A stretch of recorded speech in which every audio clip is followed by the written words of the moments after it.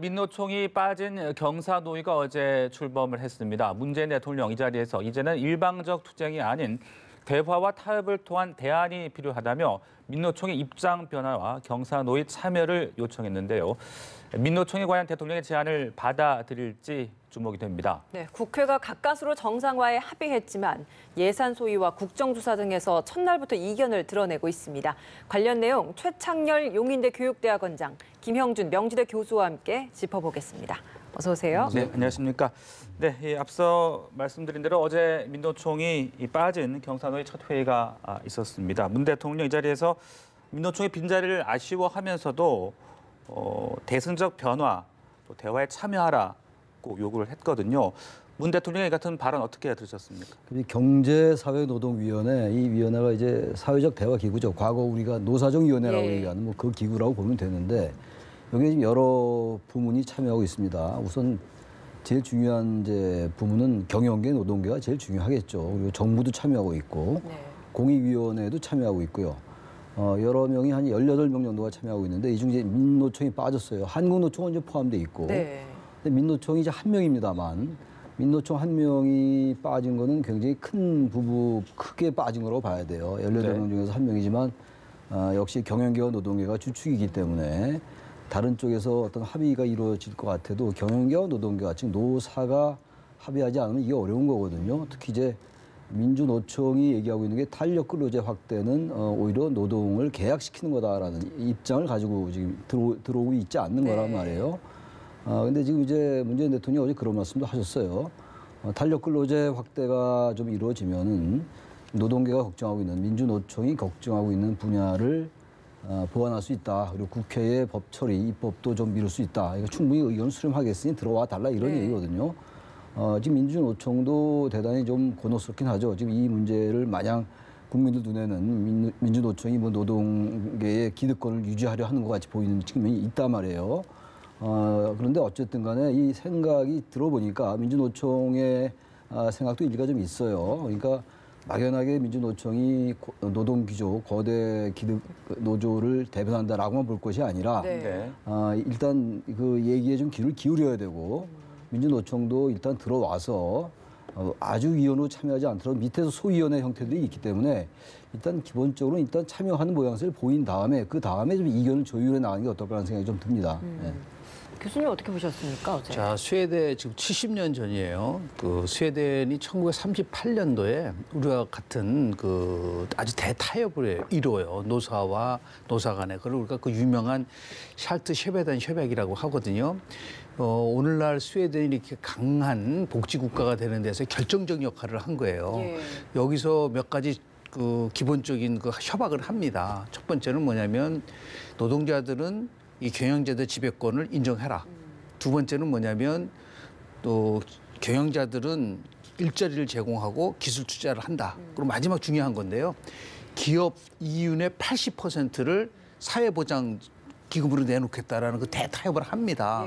그러니까 지금 우리가 얘기하는 그 위원회가 잘 이루어져서 나름대로 노사만이 아니라 이게 지금 노사정 위원회가 아니에요. 그러니까 경제, 사회, 노동위원회이기 때문에 이거는 전 우리 사회에서의 새로운 협약을 만들어가는 그런 기점으로 삼아야 된다. 그런 의미에서 너무 민주노총의 좌지우지되는 위원회로 전락돼서는 저는 안 된다고 보고요.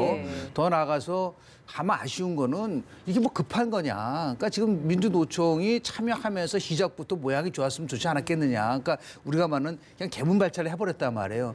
지금 이런 의미에서 봤을 때 지금 민주노총은 내년 1월 달에 가봐서 참여할 거냐 참여하지 않을 거냐라고 지금 얘기를 하고 있는데 뭐 나중에 몇 가지 말씀을 드리겠습니다. 이러한 그 위원회가 제대로 작동되기 위해서 필요한 거는 무엇인가에 대한 말씀을 드리겠지만 여하튼 이러한 그 협약의 정신, 타협의 정신이 없으면은 결국 대한민국이 지금 처한 경제 위기를 전혀 극복하지 못한다라는 말씀 먼저 드리고 싶습니다.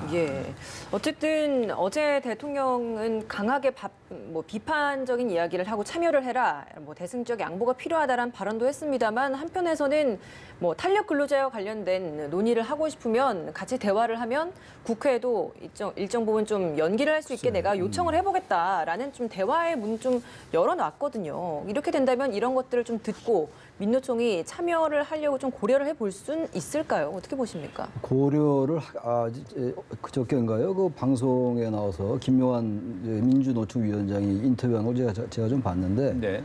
탄력 근로제가 3개월에서 6개월 또는 1년으로 기간이 확대되면은 네. 노동자들의 근로시간 단축은 실질적으로 이루어지지 않고 사실상 그 임금의 어떤 하락 효과를 낸다라고 아주 강력한 그 생각을 가지고 있더라고요. 네. 그래서 자신들도 이제 이 경제사회노동위원회 사회적 대타협 기구에 참여하지 않는 것에 대한 부담을 느끼고 있어요. 네. 그렇지 않을 리가 있겠습니까? 근데 문제는 어쨌든 이 탄력 근로제에 대한 거 그리고 최저임금의 그 임금 산입 범위 이런 것들을 가지고 지금 첨예하게 대립하고 있는 거거든요. 네. 근데 정부는 정부로서 정부대로 또 이 기업이라든지 최근에 또 여러 가지 성장 경기 이런 것들이 대단히 안 좋지 않습니까? 이런 상황 속에서 민주노총의 얘기를 마냥 들어줄 수 없는 것도 현실이거든요. 근데 이런 부분들을 잘 고려할 수밖에 없어요. 근데 또 하나 어쨌든 합의를 이루지 않고 네. 어떤 한쪽 합의의 당사자인 민주노총을 배제한다면 설령 경제사회노동위원회에서 합의하고 국회에서 통과가 된다 하더라도요. 상당히 파행으로 갈 가능성이 커요. 이거는 지금 어쨌든 사회적인 대타협을 하자라는 거 아니겠어요? 그럼 이제 시간이 좀 걸리더라도 합의의 모양새를 갖추고 그것이 국회에서 입법화를 통해서 이루어져야 되지 네. 억지로 국회 입법만을 위해서 하면 안 될 것 같아요. 제가 옛날 생각나는 게 이것과 좀 다른데요. 예. 1996년도 말에 그때 김영삼 정권이었습니다. 그때 연말에 노동법 강행 처리가 있었어요. 그 이후에 그 1997년도부터 김영삼 정권이 대단히 어려움에 처했어요. 지금하고는 상황은 다릅니다만 예. 노동에 관련된 거는요. 노동 당사자들을 설득시키는 수밖에 없어요. 노동의 당사자들 노총이 왜 이렇게 노조 편만 드느냐라는 비판은 별도로 하고 아무튼 그들의 합의를 끌어들이지 않으면은 정치권에서 합의가 잘 이루어지지 않을 뿐만 아니라 네. 나중에 실질적인 효율을 거두기가 대단히 어렵거든요. 그래서 그런 점을 충분히 인지할 필요가 있을 것 같습니다. 네. 사실 과거에도 이런 사회적 합의가 있었습니다만은 실패로 돌아간 사례가 적지 않았지 않았습니까? 아까 잠깐 말씀하신 대로 이런 경사노예를 통한 이런 사회적 합의가 앞으로 잘 이루어지기 위해서는 어떤 조건들이 필요하다고 몇 가지 보십니까? 원칙들이 있어요. 지금 얘기하는 거는 그냥 기본적인 말씀을 하신 거고 한마디로 얘기해서 기업 우선도 아니고 노조 우선도 아니에요. 국민 우선이 돼야 되죠. 대탑이 잘 이루어지기 위해서 어떤 조건들이 필요할까요? 일단 이것이 기업을 위한 것도 아니고 노조를 위한 것도 아니에요. 국민을 위한 것이라는 예. 것을 명쾌해야 되고요. 두 번째는 이 위원회가 투쟁의 수단으로 삼아서는 안 된다. 그러니까 협상 상황으로 가야 되거든요. 그래서 결국은 이 근로시간 단축 문제도 노조의 문제에 관점을 보는 것이 아니라 근로시간이 단축되면서 올 수 있는 고용이라든지 소비라든지 다른 것에서 고통받고 있는 사람들의 얘기도 충분히 들을 수 있는 것이 돼야지만이 이게 전 국민의 합의를 가져갈 수가 있는 것이죠. 네. 네. 지금 모든 것은 자꾸만 민주노총의 관점에서만 보고 있다. 이것은 굉장히 잘못된 접근 방법이라고 보는 거고요. 그런 의미에서 보면 민주노총도 빨리 자신들의 의견이 있다고 한다면 참여를 해서 의견을 제시하고 그런 것이 사회적 책임을 다하는 나름대로의 그러한 그 국민들이 바라보는 것이지 네. 바깥에서 자꾸만 투쟁만 하고 자신의 요구만 간절시킨다고 한다면 그것은 민주노총이 국민들의 신뢰를 오히려 잃어버리는 부분이다라는 것을 분명히 이번을 통해서 가져야 되고 또 하나는 뭐냐면 대통령이 여야 정상설 합의체에서 뭐라 그랬습니까? 연내까지 탄력 근로제 문제에 대해서 합의한다고 대통령까지 약속한 거를 이제 그걸 또 다시 이런 것이 의결 기간이 정할 때까지는 늦추겠다. 이 부분도 잘못된 거예요. 이거는 엄밀하게 따지면은 국회를 무시하는 행동이 될 수가 있기 때문에 여하튼 국민에게 약속한 거는 지키도록 노력을 해야지. 자꾸만 이런 식으로 해서 이런 것이 번복되고 한다고 한다면 그 자체가 국민들에게 어떤 신뢰를 가질 수 있게 아무리 합의가 중요하다 하더라도 원칙이 깨져서는 안 된다. 그런 의미에서 보면 빨리 민주노총도 이제는 자고면하지 말고 네. 들어와서 자신의 의견을 얘기하는 그런 성숙한 모습을 좀 보여야 될 거라고 봅니다. 네, 알겠습니다. 국회 이야기로 좀 넘어가 보죠. 여야가 국회 정상화에 합의는 하긴 했습니다만 뭐 지금 시작부터 삐걱대고 있습니다.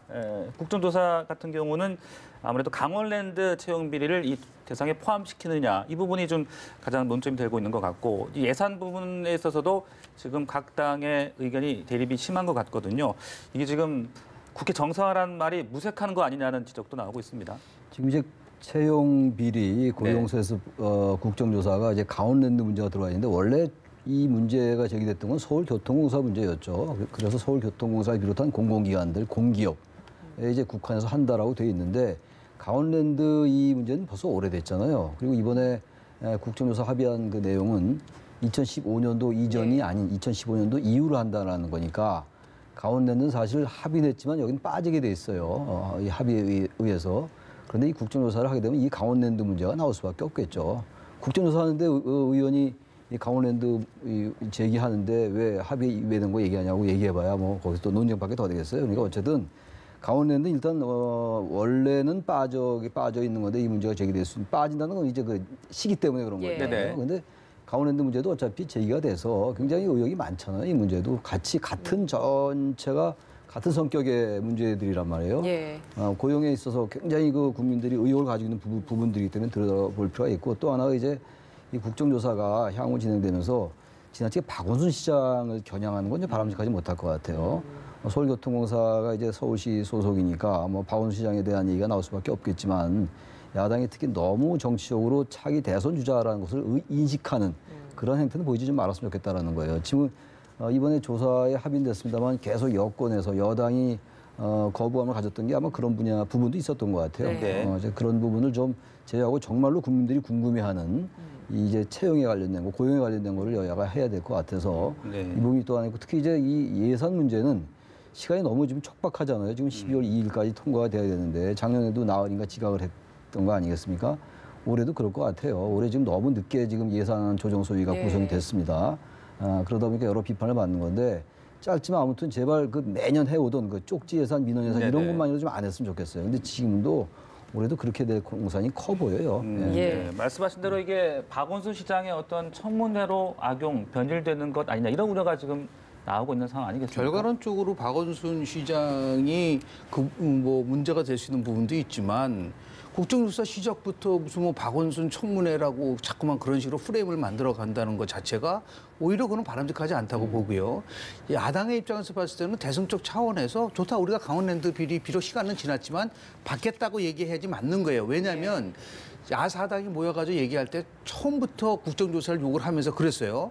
강원랜드를 포함해서까지라는 얘기를 분명히 했습니다. 그러니까 국정조사를 받으면 정성하겠다 얘기를 했다고 한다면 시기에 구애받지 말고 당당하게 해라. 그래야지만이 이것이 정말 공공기관의 고용 처리 비리와 관련된 부분들을 국회 차원에서 조사를 한다는 것이 이걸 뺀 상태에서 자꾸만 가져가면 지금식으로 이게 뭐 박원순 때리기냐 박원순 청문회 이런 의혹을 받을 수가 있기 때문에 예. 그런 걸 부식하기 위해서라도 자기네에게 불리한 강원랜드 비리 의혹도 포함시키고 네. 그리고 나서 차분하게 박원순 시장을 겨냥한 건 아니에요. 지금 가장 중요한 것은 비정규직을 정규직화하는 과정 속에서 고용 세습이 있다고 한다는 거는 이 정부에게 엄청난 나름대로 큰 부담이 될 수 있는 부분이 있기 때문에 이것이 정부에 관련된 부분이지 어떻게 박원순 시장과 관련된 부분이겠어요. 박원순 시장이 책임질 것이면 책임을 져야죠. 이것을 자꾸만 이런 식으로 박원순 뭐 청문회다, 박원순 때리기다.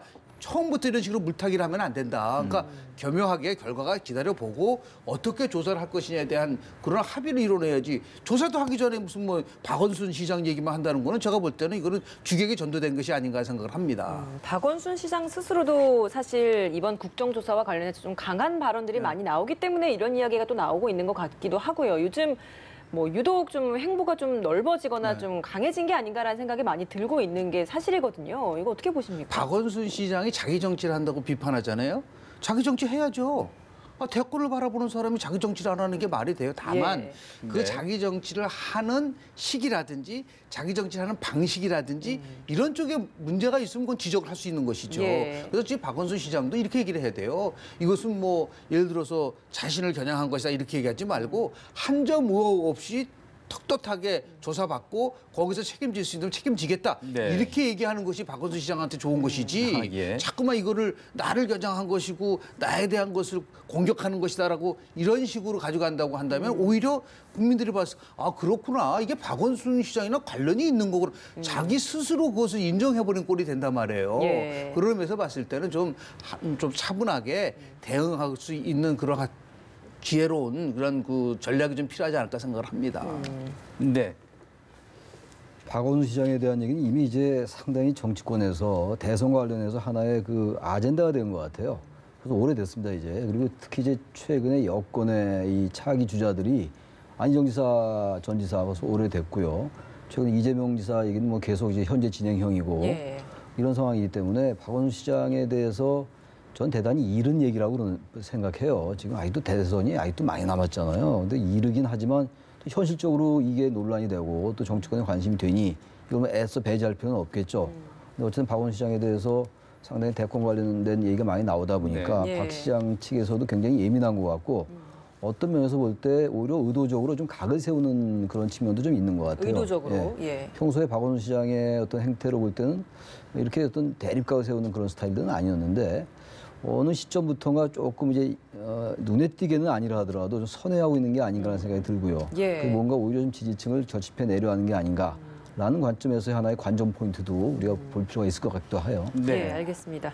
이번에 한국당 이야기를 좀 해보도록 하겠습니다. 인적 청산 이야기가 많이 나오고 있는데 그런 와중에 이제 김병준 비대위원장 스스로도 뭐 필요하다면 나도 인적 쇄신, 인적 청산 칼을 꺼내 들겠다라는 취지의 이야기를 했습니다. 이렇게 태도가 어찌 보면 원래는 내 손에 피 안 묻히려고 하는 태도가 좀 많이 보였다고 하면 지금은 좀 변한 것 같거든요. 왜 이렇게 태도가 변한 거라고 보십니까? 뭐 시간이 굉장히 적게 남아 있는데요. 과연 김병준 비대위원장이 그렇게 할 수 있는 능력과 그 나름대로 그 판단할 수 있나요? 제가 볼 때는 굉장히 서투르다.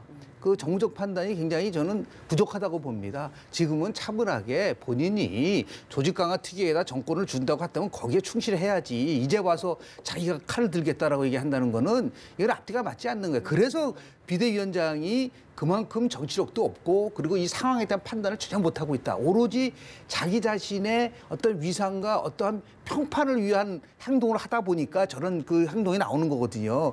누가 그 부분에 대해서 신뢰할 수 있겠어요? 한마디로 얘기해서 자기가 한 약속을 자기 스스로 깨는 거 아니겠습니까? 상황에 따라서. 그런 것들이 결국은 사람들로 하여금 신뢰감을 주지 못하는 것이고 예. 오히려 그것이 당을 쪼개게 할 수 있는 위험한 그 발언을 하고 있는 거거든요. 어떤 정해진 기준에 따라서 그걸 절차를 지키는 그거 하나 제대로 못하면서 무슨 놈의 혁신을 하겠어요. 본인이 혁신의 대상이 될 수 있다. 네. 이 부분을 제가 분명히 지적을 하고 싶습니다. 네, 인적 청산을 직접 하겠다는 발언은 좀 무리가 있다 그런 말씀이셨는데 김 위원장이 본인이 말하는 인적 청산은 어떤 의미일까요? 당내 유력 인물들을 공천 배제하는 그런 유형을 생각해 볼 수 있는 겁니까? 그 인적 쇄신 문제가 워낙 벌써 오래됐는데 이렇다 할 어떤 뭐 기준도 성과도 없고 오히려 더욱더 인적 청산의 그 성과는 점점 없어질 것 같아요. 어려워질 것 같아요. 왜 그러냐면 지금 이제 12월에 원내대표 선거 있잖아요.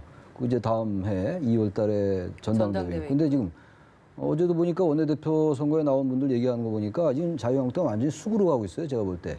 박근혜 전 대통령 탄핵에 대해서 찬성해서 대단히 부끄럽다라는 식의 얘기를 하는 분도 계시더라고요. 그러니까 정말 시대가 거꾸로 가는 거죠. 지금 박근혜 전 대통령 탄핵이 된 지가 이제 재작년에 12월 9일 날 국회가 의결했고 작년 3월 10일 날 헌법재판소가 파면했단 말이에요. 예. 1년하고 이제 몇 개월, 6, 7개월 지났는데 이제 와서 그거는 잘못된 것이다라고 얘기하면 그때 제가 박근혜 대통령을 탄핵해서 미안합니다라는 식의 고해성사 아닌 고해성사.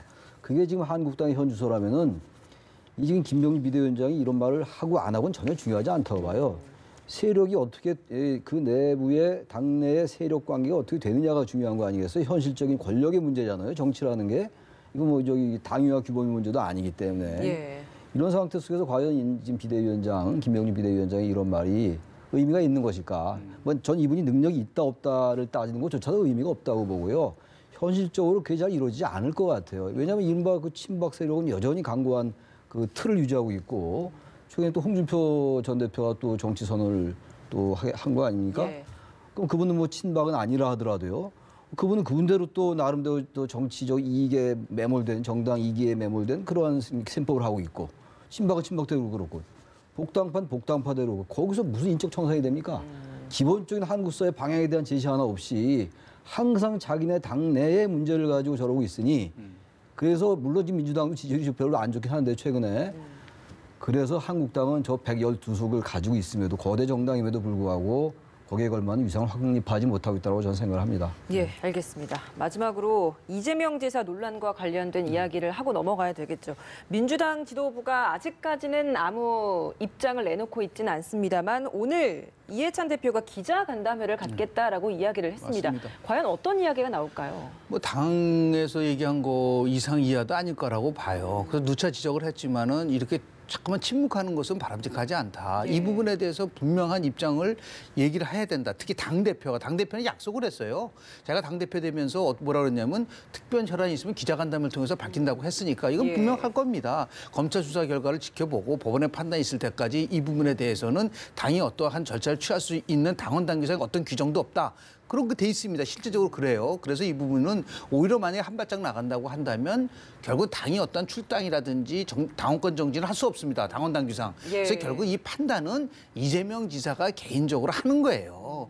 다만 당의 입장에서 봤을 때는 네. 그 문제와 관련돼서 결국 이재명 지사가 어떠한 정책 결정을 하라고 요구하는 거는 아직 가장 최고의 수준인 것이고 그렇지 않고 지금까지의 이해찬 대표와 이재명 지사의 관계를 본다고 한다면 과거 대변인이 얘기했었던 그 이하 그 이상도 아닌 부분인데 그렇게 됐을 경우는 상당한 후폭풍이 있을 것이다. 네. 오히려 이 기회에 분명하게 이해찬 대표가 정말 당원들과 국민들의 목소리를 들어서 거기에 합당한 나름대로 공감할 수 있는 내용이 저는 포함되어야 된다고 봅니다. 어느 정도의 입장 표명이 있어야 한다라고 보십니까? 지금 근데 뭐다 그 이재명 지사의 거취에 관련된 거를 구체적으로 얘기하기는 어려울 거예요. 왜냐하면 지금 이재명 지사와 이 경찰의 주장이 전혀 다르잖아요. 예. 검찰이 또 기소할지 안 할지도 모르고 뭐 12월 13일까지 기소 여부를 결정져야 되는 거긴 합니다만 그래서 아주 원론적인 얘기를 할 가능성이 커요.